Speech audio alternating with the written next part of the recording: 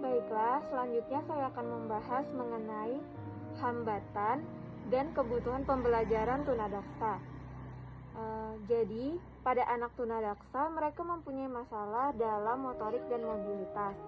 Mereka sangat memerlukan lingkungan yang aksesibel untuk mengatasi keterbatasan geraknya. Kompensatoris yang diperlukan adalah bagaimana peralatan dan aktivitas yang dapat mengatasi keterbatasan fisik dan motoriknya. Anak tunadaksa mengalami gangguan pada anggota gerak, namun pada umumnya anak-anak tunadaksa tidak memiliki permasalahan kemampuan inteligensi. Anak tunadaksa tumbuh dengan kondisi yang bermasalah. Tentu hal tersebut sedikit banyak yang akan mempengaruhi perkembangan sosial emosional. Anak tunadaksa rawan akan perilaku minder, menutup diri, dan bahkan rawan bullying. Dalam proses pembelajaran, anak tunadaksa memerlukan metode-metode khusus yang disesuaikan dengan kondisi tubuh. Tidak setiap anak tunadaksa dapat menulis dengan baik dikarenakan kondisi motorik halus yang tidak memungkinkan. Selain pembelajaran berbasis akademik, anak tunadaksa juga memerlukan pembelajaran khusus untuk melatih soft skill agar dapat memanfaatkan sisa kemampuan atau fungsi gerak untuk dapat menghasilkan karya cipta. Pelayanan tersebut sangat diperlukan anak-anak tunadaksa agar dapat membantu kualitas hidupnya lebih baik dan mandiri.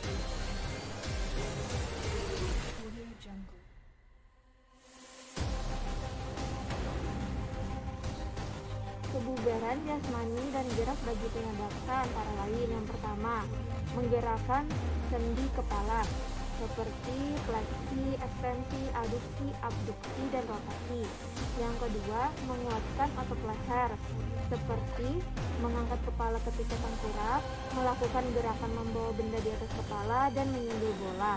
Yang ketiga, menggerakkan semua persendian dengan kaki. Yang keempat, menguatkan otot tangan dan kaki seperti mengangkat benda, mendorong, menarik, melempar, memukul, menahan, jongkok, naik turun tangga, dan mengayuh sepeda. Yang kelima, pindah tempat dengan cara berguling atau menggunakan kursi roda atau dengan kruk atau tanpa alat merayap, merambat, dan menggeser. Yang keenam, senam dan olah tubuh sehingga mempunyai peran ganda, yaitu selain menyehatkan tubuh, juga bisa sebagai sarana terapi untuk penguatan otot-otot. Dan yang ketujuh, olahraga lempar tangkap bola dari tangan kanan ke tangan kiri, mulai dari bola kecil sampai bola yang agak besar. Dan yang terakhir yaitu olahraga lomba kecepatan mempergunakan kursi roda.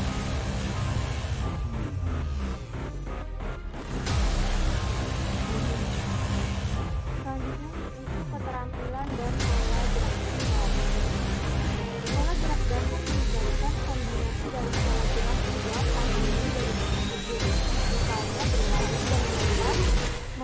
dan melempar, memutar dan berputar. Dalam buku fundamental movement skill yang diterbitkan oleh The Education Department of Western Australia tahun 2013 menyebutkan ada 3 kategori dalam gerak dasar, yakni keterampilan manajemen tubuh, keterampilan lokomotor, dan keterampilan mengontrol objek. Adapun pengertian dari pola gerak lokomotor adalah perpindahan tubuh dari satu titik ke titik lainnya melalui ruang, misalnya berjalan, lari, melompat, dan merangkak. Sedangkan pengertian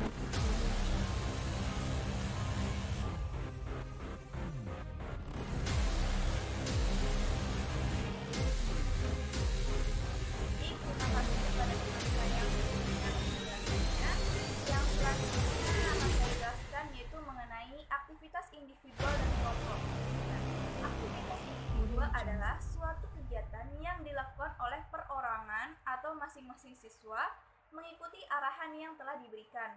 Nah, contoh aktivitas individu ini seperti makan sendiri, mandi sendiri, kemudian tidur, kemudian banyak hal lainnya. Nah, sedangkan aktivitas individu dalam penjas adaptif contohnya adalah seperti memanah, berenang, kemudian berlari, kemudian dan dilakukan per individu dengan melawan individu lainnya. Itu disebut dengan aktivitas individu. Nah, sedangkan aktivitas kelompok adalah suatu kegiatan yang dilakukan dengan orang lain secara bersama-sama. Contoh kegiatan yang dilakukan dengan berkelompok adalah belajar kelompok, bermain, kemudian melakukan kegiatan-kegiatan lainnya bersama orang lain dalam waktu yang bersamaan. Nah, dalam penjas adaptif ini kegiatan berkelompok sangat banyak atau bahkan rata-rata kegiatan penjas adaptif dilakukan dengan cara berkelompok. Banyak sekali contoh kegiatan penjas adaptif yang dilakukan dengan berkelompok, di antaranya yaitu seperti tenis meja, voli duduk, tangkis, kemudian dan masih banyak permainan-permainan lainnya yang dilakukan dengan cara berkelompok. Kemudian ada beberapa hal yang perlu diperhatikan selanjutnya, yaitu hal-hal yang perlu diperhatikan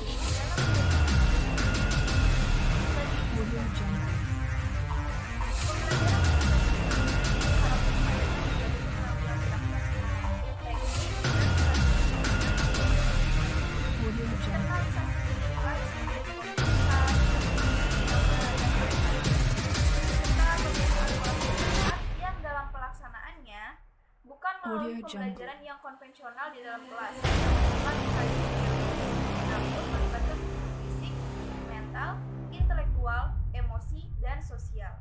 Hal-hal yang perlu diperhatikan adalah yang pertama yaitu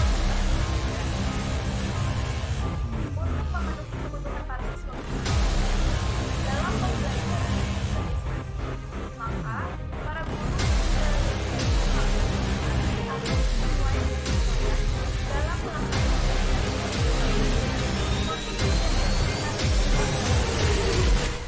jenis modifikasi dalam pembelajaran ini bervariasi dan bermacam-macam disesuaikan dengan kebutuhan dan keterbatasan siswa tunadaksa, tetapi tetap memiliki tujuan untuk memaksimalkan proses pembelajaran. Kemudian yaitu penggunaan bahasa. Bahasa merupakan dasar dalam melakukan komunikasi. Sebelum pembelajaran dimulai, para siswa harus paham tentang apa yang harus dilakukan. Pemahaman berlangsung melalui jalinan komunikasi yang baik antara guru dengan siswa. Oleh karena itu, komunikasi antara guru dan siswa ditingkatkan melalui modifikasi bahasa yang digunakan dalam pembelajaran. Sekarang dari modifikasi bahasa bukan pembelajaran yang siswa menggunakan bahasa saja, tetapi bagi anak yang mengalami hambatan dalam memproses informasi, gangguan perilaku, mental, dan jenis hambatan-hambatan lainnya tak terkecuali anak tunadaksa. Kemudian yang ketiga yaitu membuat urutan tugas. Dalam melakukan tugas gerak yang diberikan oleh guru, terkadang siswa melakukan kesalahan dalam melakukannya. Hal ini diasumsikan bahwa para siswa memiliki kemampuan memahami dan membuat urutan gerakan-gerakan secara baik, yang merupakan prasyarat dalam melaksanakan tugas gerak. Seperti contoh, seorang guru menyuruh siswa berjalan ke pintu yang sedang dalam keadaan duduk. Untuk melaksanakan tugas gerak yang diperintahkan, diperlukan langkah-langkah persiapan.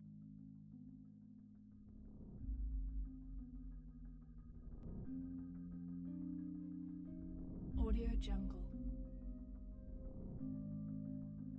Kemudian yang selanjutnya yaitu penerapan pendidikan jasmani adaptif bagi peserta didik tunadaksa. Yang pertama yaitu ada tahap pengajaran atau pelaksanaan. Tahap ini sama dengan tahap-tahap pelaksanaan yang merupakan perwujudan hasil dari perencanaan sebelumnya. Kegiatannya yaitu yang pertama membuka pelajaran, kemudian menyampaikan materi pelajaran, kemudian menggunakan metode belajar mengajar. Untuk metode mengajar yang digunakan guru dalam mengadakan hubungan dengan siswa pada saat melakukan pelajaran. Ada berbagai macam metode yang digunakan, diantaranya itu yang pertama ada metode perintah. Metode perintah atau gaya merupakan metode mengajar yang lazim digunakan dalam pendidikan jasmani adaptif. Alur dari metode ini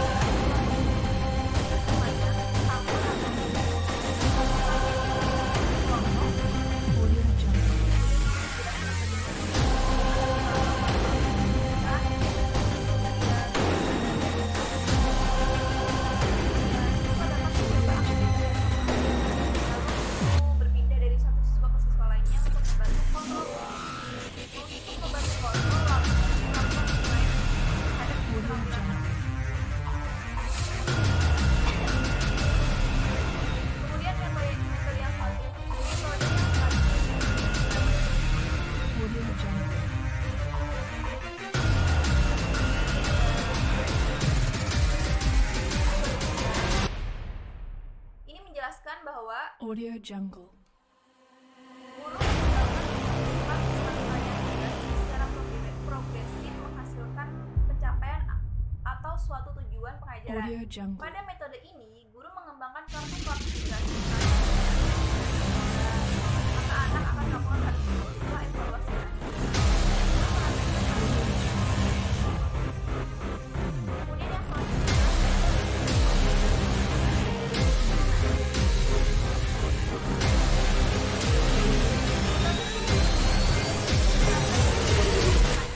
yang bertahap, yang mana akan dilakukan oleh siswa.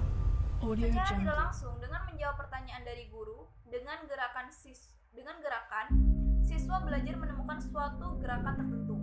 Misalnya, pada permainan kasti, guru memberikan pertanyaan, seberapa jauh kau dapat melemparkan bola kasti dengan menggunakan lemparan ke atas? Siswa akan melakukan lemparan dengan tangan ke atas. Metode ini cocok untuk anak berkebutuhan khusus yang telah matang secara. Kemudian ada cabang-cabang olahraga prestasi bagi tunadaksa. NPC, yaitu National Paralympic Committee. Indonesia merupakan induk dari cabang-cabang olahraga prestasi penyandang cacat di Indonesia atau penyandang disabilitas. Olahraga ini diperuntukkan bagi orang yang mempunyai kecacatan yang dianjurkan dalam olahraga penyandang cacat sesuai dengan klasifikasi kecacatannya. Menurut Kristianto, olahraga penyandang disabilitas adalah olahraga khusus yang dilakukan sesuai dengan kondisi fisik atau mental seseorang. Dapat disimpulkan bahwa olahraga penyandang cacat merupakan olahraga yang dilakukan oleh para penyandang cacat dengan modifikasi sarana dan prasarana olahraga yang disesuaikan dengan kebutuhan ataupun sesuai dengan Audio Jungle.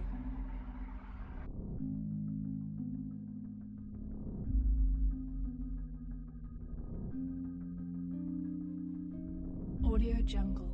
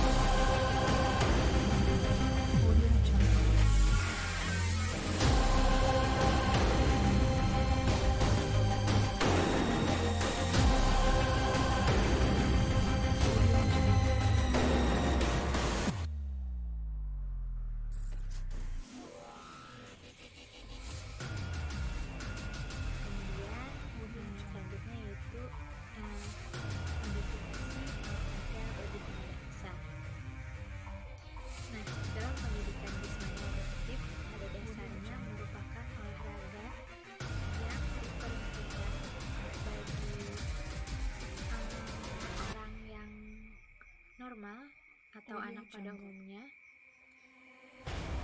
Kemudian disesuaikan dengan kondisi anak berkebutuhan khusus. Karena mereka mengalami hambatan dalam aktivitas olahraga tersebut jika tidak disesuaikan. Nah, penting sekali agar mendukung itu, perlu sekali koordinasi dengan orang tua agar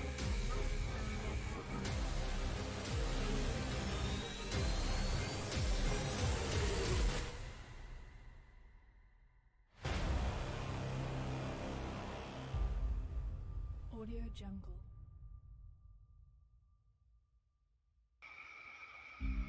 Baik, yang selanjutnya yaitu ada pedoman pembelajaran bagi peserta didik tunadaksa.